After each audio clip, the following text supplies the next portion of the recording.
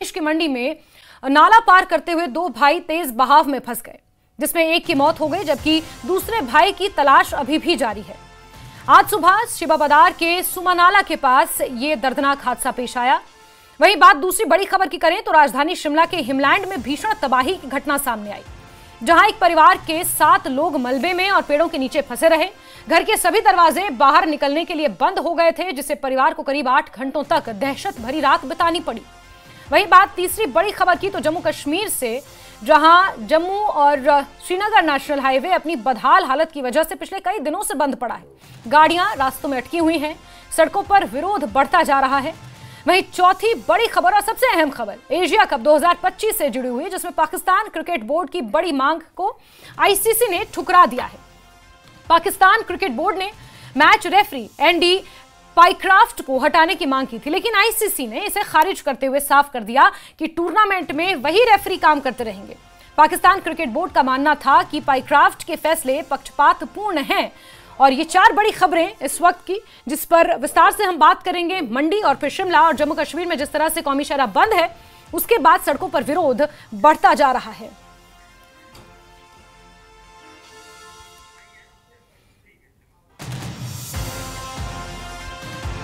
तो 4 बड़ी खबरें जिस पर विस्तार से बात करेंगे, चर्चा करेंगे। सबसे पहले जम्मू कश्मीर के सेब उत्पादकों के लिए खुशखबरी सामने निकल कर आई है। श्रीनगर जम्मू हाईवे शुरू करने के लिए मीटिंग हुई है। मुख्यमंत्री उमर अब्दुल्ला और केंद्रीय परिवहन मंत्री नितिन गडकरी ने वर्चुअली मीटिंग की है। परिवहन मंत्री नितिन गडकरी ने मीटिंग में काम की समीक्षा की। सोमवार को भी मुख्यमंत्री ने गडकरी से बात की थी, जिसके बाद उन्हें आश्वासन दिया गया था कि विद इन 2 डेज इस पर कोई एक्शन लिया जाएगा और जल्द से जल्द नेशनल हाईवे 44 खोलने की जो कोशिशें हैं उन्हें और तेज किया जाएगा। और अब तस्वीरें आप देख रहे हैं, जहां केंद्रीय परिवहन मंत्री नितिन गडकरी ने मुख्यमंत्री उमर अब्दुल्ला से वीडियो कॉन्फ्रेंसिंग के जरिए बातचीत की है। 2 दिन पहले मुख्यमंत्री उमर अब्दुल्ला का गुस्सा भी इसको लेकर सामने आया था। मरकजी सरकार के ऊपर उन्होंने एक तलखलेजे में कहा था, अगर आपसे नहीं हो रहा तो हमें दे दीजिए। इसके बाद परिवहन मंत्री ने इसका कॉग्निजेंस लिया और अब वीडियो कॉन्फ्रेंसिंग के माध्यम से जो ये मीटिंग हुई है, इसमें उन्होंने काम की समीक्षा की कि जम्मू श्रीनगर कौमी शहरा किस तरह से खोला जाए, आगे क्या कुछ स्टेप्स लेने हैं। क्योंकि जम्मू कश्मीर की और खास तौर पर अगर कश्मीर की बात की जाए तो सेब तो जम्मू कश्मीर की इकोनॉमी का एक बहुत बड़ा हिस्सा है। 35 लाख लोगों का रोजगार इससे जुड़ा हुआ है। देश में 78% जो सेब की खेप है वो सिर्फ और सिर्फ कश्मीर घाटी से आती है। लेकिन कौमी शहरा क्योंकि बंद है, कौमी शहरा यानी कि जम्मू कश्मीर नेशनल हाईवे 44 जो कि लाइफलाइन मानी जाती है और पिछले कई दिनों से बंद है। 1000 के आसपास ट्रक इस पूरे नेशनल हाईवे पर फंसे हुए हैं और इसको लेकर हाईवे खोलने को लेकर नितिन गडकरी ने खुद मुख्यमंत्री उमर अब्दुल्ला से वीडियो कॉन्फ्रेंसिंग के जरिए बात की है। और इसीलिए हम कह रहे हैं कि जो सेब बागवान हैं, जो किसान हैं, उनके लिए ये खुशखबरी है, क्योंकि बहुत जल्द अब कोशिशें ये की जाएंगी कि जम्मू कश्मीर नेशनल हाईवे 44 को खोला जाए। जम्मू श्रीनगर नेशनल हाईवे 44 को जल्द से जल्द बहाल किया जाए, क्योंकि बाढ़, बारिश और खराब मौसम की वजह से वहां पर जो भूस्खलन हुए हैं, जगह जगह से नेशनल हाईवे बाधित है और यही कारण है कि सेब से लदे हुए ट्रक हाईवे पर फंसे हुए हैं। कश्मीर में लगभग 25 लाख टन से ज्यादा सेब होते हैं। लगभग 17 लाख टन से ज्यादा सेब का निर्यात होता है, यानी कि एक्सपोर्ट होता है। श्रीनगर जम्मू नेशनल हाईवे से यह निर्यात होता है। श्रीनगर जम्मू हाईवे पिछले कई दिनों से बंद पड़ा है और कश्मीर की सभी 12 मंडियां इससे प्रभावित हो रही हैं। 2 से 3 हजार ट्रक हाईवे पर फंसे हुए हैं। आप अंदाजा लगा सकते हैं, कश्मीर में लगभग 25 लाख टन से ज्यादा सेब की आमद होती है। और सीधे रुख करते हैं जहूर रिजवी का, इसे खबर पर जुड़ चुके हैं हमारे साथ। जहूर, अब सबसे बड़ी जो जरूरत है कि कौमी शहरा को खोला जाए, क्योंकि 2 से 3 हजार ट्रक फंसे हुए हैं और अब तक कुछ ऐसे ट्रक हैं जिनके अंदर माल पूरी तरह से सड़ भी चुका है। बिल्कुल जैस्मीन, बहुत देर हो रही है, बहुत देर हो चुकी है ये कह सकते हैं। पहले हम आपको दिखाएंगे जैस्मीन की श्रीनगर जम्मू कौमी शहरा के लेफ्ट और राइट में। अभी हम इस वक्त मौजूद है काजीगुंड में, जो नवीगढ़ टनल के करीब है। ये आप देख सकते हैं सड़ा हुआ सेब हमारे पास ये लेफ्ट साइड में, राइट साइड में पड़ा हुआ है। इससे अंदाजा हो गया होगा कि इस सनत को कितना बड़ा दचका लगा है।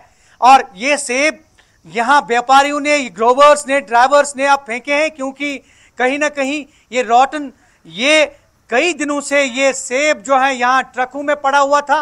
पिछले 12-13 दिनों से ये हाईवे बंद पड़ी है और वजह ये है कि ऐसे में इस सन्नत को बहुत बड़ा धचका लग रहा है। और ये दाएं आप देख सकते हैं, ये लाइव तस्वीर, ये दाएं ट्रक्स आप खड़े से देख रहे हैं लाइन में, और बाएं भी आप कैमरामैन दिखाने की कोशिश करेंगे, बाएं भी आप देख सकते हैं। एक बहुत बड़ी लाइन जो है ट्रक्स की यहां आप देख सकते हैं। और यहां आपको बखूबी अंदाजा हो गया होगा कि सड़े हुए सेब, और ऐसे में हजारों टन और लाखों पेटियां सेब की कहीं ना कहीं ये अभी एक अलार्मिंग सिचुएशन जैसी लग रही है। और वजह ये है कि जो ग्रोवर्स हैं, ड्राइवर्स हैं, वो काफी परेशान हैं। ये आप देखिए पूरा हाईवे, हालांकि अगर हम हाईवे की बात करें तो हाईवे वन वे है, वन वे यानी कि ये 4 लेन 2 लेन तो ऑलरेडी ऑक्यूपाई है। ये आप देख सकते हैं मेरे लेफ्ट साइड में जरूर पॉसिबल है क्या यहाँ पर कुछ ड्राइवर से आप बात कर पाएं, ये जाने कितने दिनों से फंसे हुए हैं, खाना पीना कैसे कर रहे हैं, सेब को कैसे बचा रहे हैं, क्योंकि अंदर तो पूरा सेब खराब हो गया, जो तस्वीरें हम देख रहे हैं। बिल्कुल हमारे साथ कुछ यहाँ पे ड्राइवर्स हैं, काफी दिनों से परेशान हैं, इनके पास खाने पीने के लाले पड़े हैं। आप अपना नाम बताइए। बोलो आप बताइए नाम अपना। राकेश कुमार। कहाँ से आए आप? श्रीनगर से आए। श्रीनगर से आए हैं। सेब हैं आपके ट्रक में? नहीं हमारे पास तो बस से। अच्छा ये बताइए कि कितने दिन से फंसे हैं यहाँ पे आप? मेरे को हो गए 12-14 दिन हो गए। तो खाने पीने की क्या सहूलियात हैं, पीने का पानी वगैरह? बहुत मुश्किल है, बहुत मुश्किल है। जास्मीन आप देख रहे हैं बहुत ज्यादा मुश्किल है। आप अपना नाम बताइए। यावर मुख्तार। यावर ये बताइए कितने दिन से फंसे हैं आप यहाँ? मुझे 7 दिन हो गए इधर। 7 दिन। तो खाने पीने के लिए, टॉयलेट के लिए, पीने के पानी के लिए क्या है सहूलियत? इधर तो मुश्किल हो जाता है, टॉयलेट वालेट में जाना है, इधर तो बहुत मुश्किल जाता है, बहुत ज्यादा मुश्किल हो रहा है। इधर पानी भी नहीं मिलता है, पानी भी नहीं मिलता है। आप देख सकते हैं पानी भी नहीं मिल रहा है। यहाँ काफी लोग परेशान हैं। और यहाँ पे और कुछ लोग, हम अपना नाम बताइए। शिविर साहब ये बताइए, आपका भी फ्रूट वगैरह शायद जा रहा है, कितने दिन से फंसे हैं आप? कम से कम हो गया 7 दिन सर। 7 दिन। तो खाने पीने का क्या है अभी, क्या बोल रहे हैं? खाने पीने तो छोटा बड़ा मसला है, मगर ये सेब खराब हो गया। सेब खराब हो रहा है तो ड्राइवर भी परेशान है। ड्राइवर तो परेशानी होती है हर रोज हर टाइम, ड्राइवर परेशान। हाँ।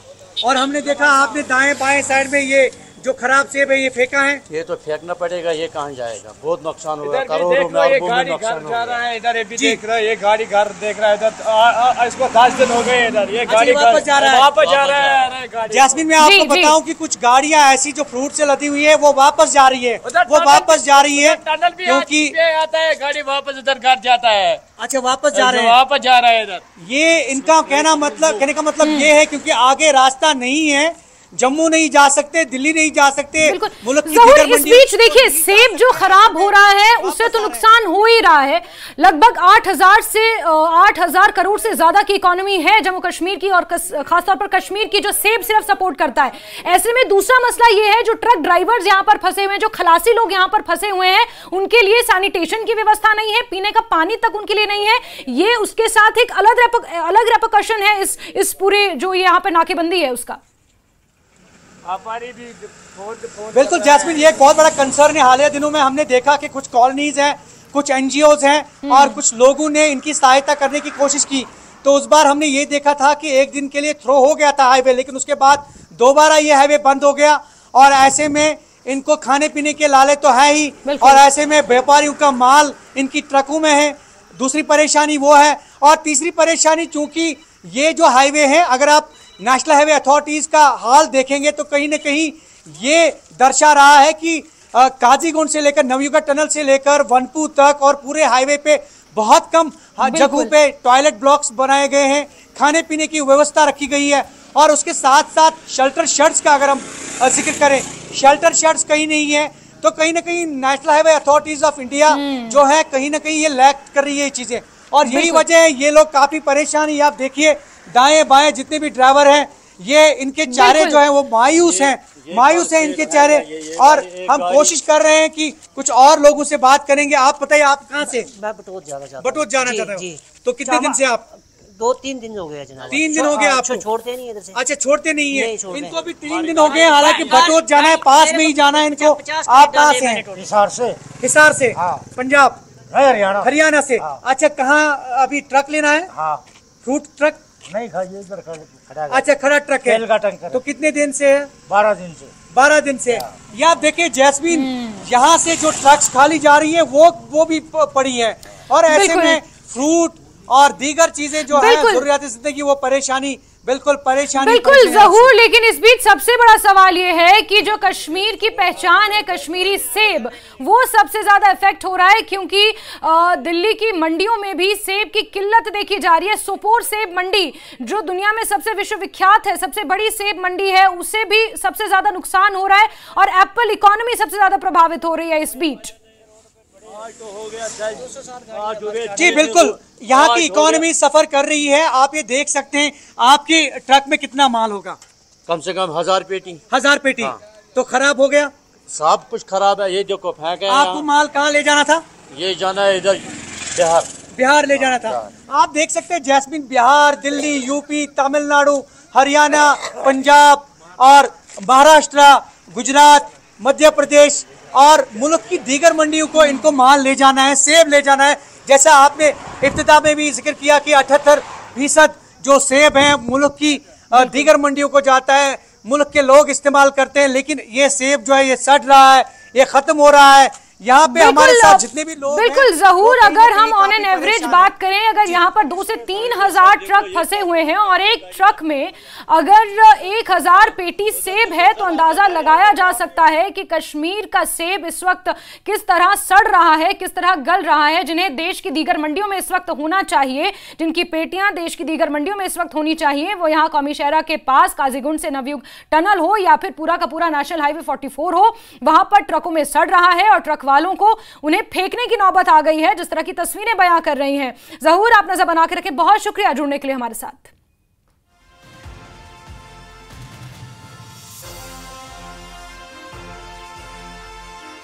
तो आप ये तस्वीरें देख रहे हैं, लेकिन इस बीच मुख्यमंत्री उमर अब्दुल्ला ने आज केंद्रीय परिवहन मंत्री नितिन गडकरी से बात की है और उन्होंने खुद काम का जायजा लिया है, समीक्षा की है कि किस तरह से नेशनल हाईवे 44 खोलने के लिए कोशिशें की जा रही है। लेकिन इस बीच दुखद खबर यह है, जो तस्वीरें बयां कर रही हैं, ये कश्मीर का एप्पल जो पूरी दुनिया में अपनी एक पहचान रखता है और इंतजार इस सेब का किया जा रहा है, लेकिन ये सेब ट्रकों में सड़ रहा है और इसे फेंकने की नौबत आन पड़ी है। और खबरें अभी बाकी हैं, लेकिन वक्त एक छोटे से ब्रेक का।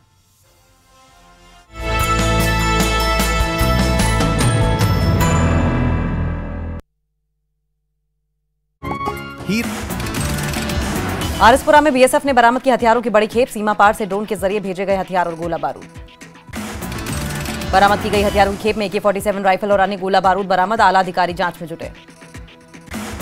अनंतनाग के काजी कुंड में आतंकी ठिकाने का पर्दाफाश, सर्च ऑपरेशन में कई हथियार बरामद, सुरक्षा बलों ने पूरे इलाके को घेरा। डोडा में सभी जगहों पर इंटरनेट बहाल, आज से भट्यास के भी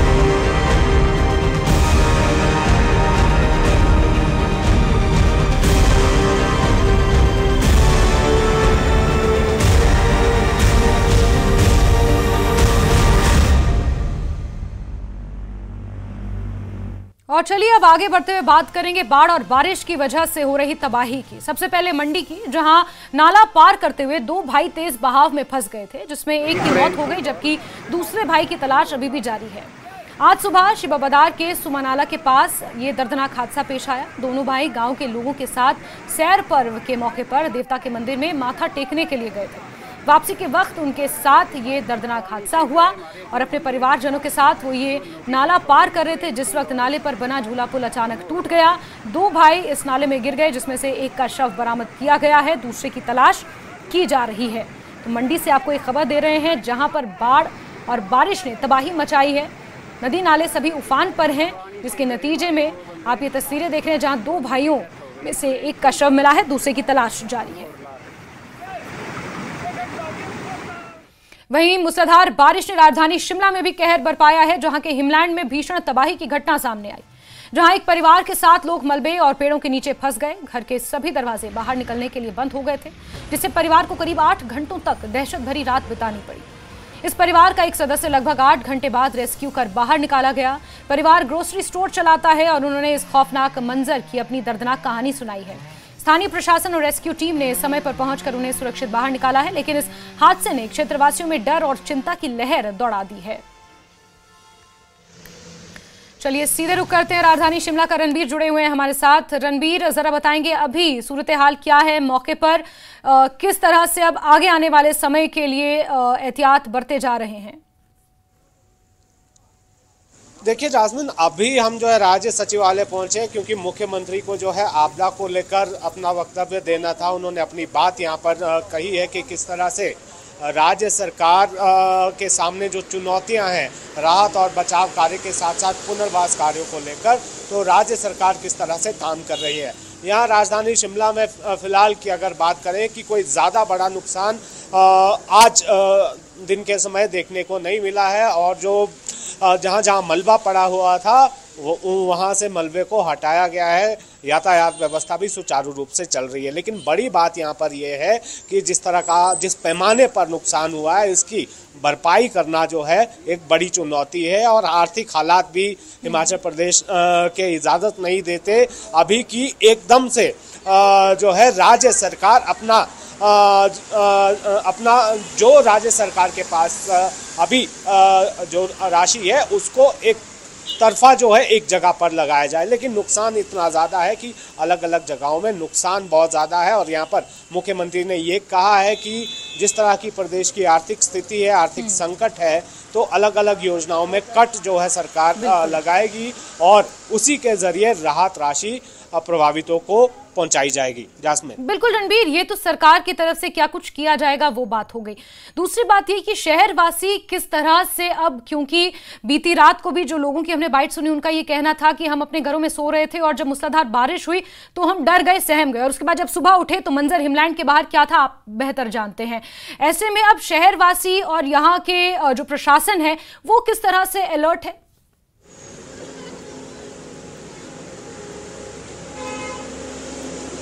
जी रणबीर, जो प्रशासन है अब वो किस तरह से सतर्कता बरत रहा है, और जो शहरवासी हैं उनके लिए कोई स्पेशल गाइडलाइंस या उनका क्या रिएक्शन, क्या प्रतिक्रियाएं, क्योंकि बारिश का क्रम तो भी थमने वाला नहीं है मौसम विज्ञान केंद्र के अनुसार। जी आपको बता दें, यहाँ पर प्रशासन की तरफ से जो एहतियाती कदम उठाए जाने चाहिए थे वो सभी उठा दिए गए हैं।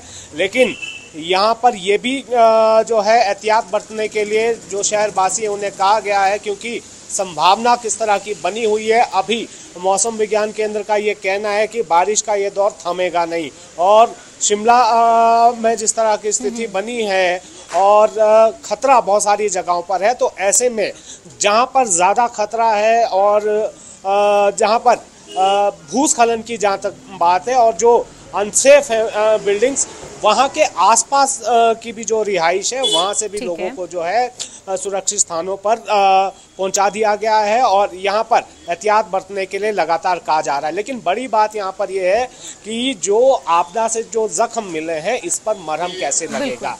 मुख्यमंत्री ने ये कहा है कि 7,70,000 रुपए उन परिवारों को दिए जाएंगे जिनका सब कुछ इस आपदा में लुट गया है। लेकिन आर्थिक स्थिति की जहाँ तक बात है और केंद्र से जो मंत्री अभी आ रहे हैं, इसको लेकर भी मुख्यमंत्री की तरफ से कहा गया है कि अच्छा तो ये रहता कि कोई केंद्र से मदद आती, वो ज़्यादा सही रहता। उसी से जो है यहाँ पर जो जख्म बिल्कुल रणबीर जी, हिमाचल प्रदेश की आर्थिक स्थिति को देखते हुए इस जख्म से उबर पाना हिमाचल प्रदेश के लिए किसी चुनौती से कम नहीं है, सरकार के सामने किसी चुनौती से कम नहीं है। रणबीर, बहुत शुक्रिया जुड़ने के लिए। तो हिमाचल प्रदेश की स्थिति बद से बदतर होती जा रही है, और बड़ी बात यह है कि आने वाले समय में भी इस तरह की बारिश से राहत मिलती हुई नजर नहीं आ रही है, क्योंकि आगे आने वाले कुछ समय के लिए भी मौसम विज्ञान केंद्र ने भारी बारिश का अलर्ट जारी किया है। बहरहाल आगे बढ़ेंगे, और एशिया कप 2025 में पाकिस्तान क्रिकेट बोर्ड की बड़ी मांग को आईसीसी ने ठुकरा दिया है। पाकिस्तान क्रिकेट बोर्ड ने मैच रेफरी एंडी पाइक्राफ्ट को हटाने की मांग की थी, लेकिन इंटरनेशनल क्रिकेट काउंसिल ने इसे खारिज करते हुए साफ कर दिया कि टूर्नामेंट में वही रेफरी काम करते रहेंगे। पाकिस्तान को बड़ा झटका लगा है। पीसीबी का मानना था कि पाइक्राफ्ट के फैसले पक्षपातपूर्ण हैं। एशिया कप में हैंडशेक विवाद, आईसीसी से पाकिस्तान को ये बड़ा झटका लगा है। जिस तरह से सूर्य कुमार ने जीत दर्ज करने के बाद सीधे वो ड्रेसिंग रूम चले गए और उन्होंने अपने विरोधी टीम से किसी से भी हाथ नहीं मिलाया। इसको लेकर पाकिस्तान की तरफ से, पाकिस्तान क्रिकेट बोर्ड की तरफ से आपत्ति जताई गई थी। रेफरी पर सवाल खड़े किए गए थे और आईसीसी से उन्होंने गुहार लगाई थी, लेकिन आईसीसी ने पाकिस्तान की इस मांग को खारिज किया है। और हमारे खेल संवाददाता उमेश शर्मा हमारे साथ जुड़े हुए हैं। उमेश, पाकिस्तान को पहले तो मैच में झटका लगा, फिर आईसीसी की तरफ से भी एक बहुत बड़ा झटका, किस तरह से देखा जाए इसे? देखिए, बिल्कुल, जब से एशिया कप का शेड्यूल अगर आया तो आप गौर से देखेंगे, काफी दिन पहले जो शेड्यूल था कि भारत और पाकिस्तान का मैच 14 सितंबर को होगा, और जब ये मैच नजदीक आ गया और एक दिन बच गया तो तमाम देखिए जो बातें शुरू हुई। उसके बाद मैच हुआ, भारतीय टीम ने एक तरफा मुकाबले में पाकिस्तान को रौंदा।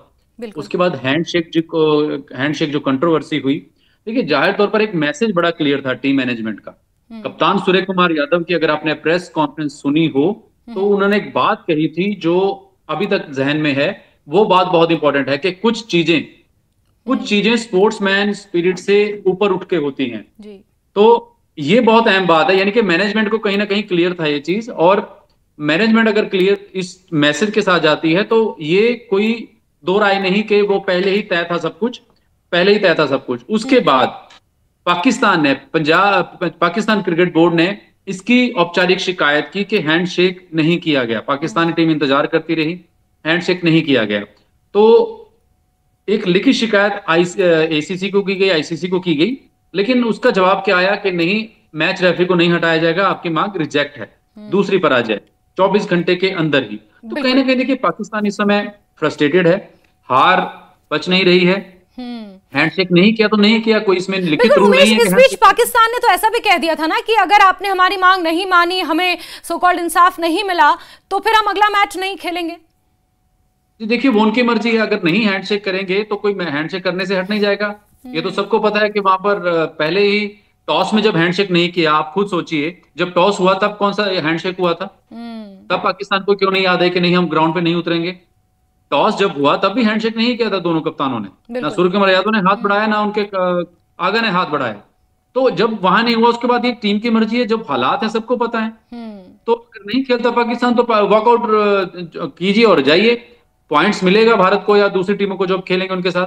सुपर 4 में भारत पहुंच चुका है, पाकिस्तान की अभी उम्मीदें टिकी हैं दूसरी फैन बर्ड्स पे। तो देखिए ये नहीं होता, एक टीम ने कहा कि हैंडशेक नहीं खेलेंगे, मैच खेला, हैंडशेक नहीं होगा, ठीक है, दूसरी टीम का नहीं करना तो आप हैंडशेक को लेके आप कहां तक जाएंगे? आईसीसी के पास जा सकते हैं, सबसे बड़ी क्रिकेट संस्था वही है जो क्रिकेट को चलाती है।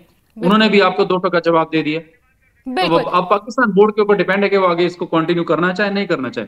बिल्कुल उमेश, बहुत बहुत शुक्रिया हमारे साथ जुड़ने के लिए और तमाम तफसीलात के लिए। तो पाकिस्तान क्रिकेट बोर्ड ने मैच रेफरी एंडी पाईक्राफ्ट को हटाने की मांग की थी, लेकिन आईसीसी ने उस मांग को खारिज कर दिया है। तो 24 घंटे के अंदर अंदर पाकिस्तान को ये दूसरा झटका लगा है मैच हारने के बाद। बहरहाल इस बुलेटिन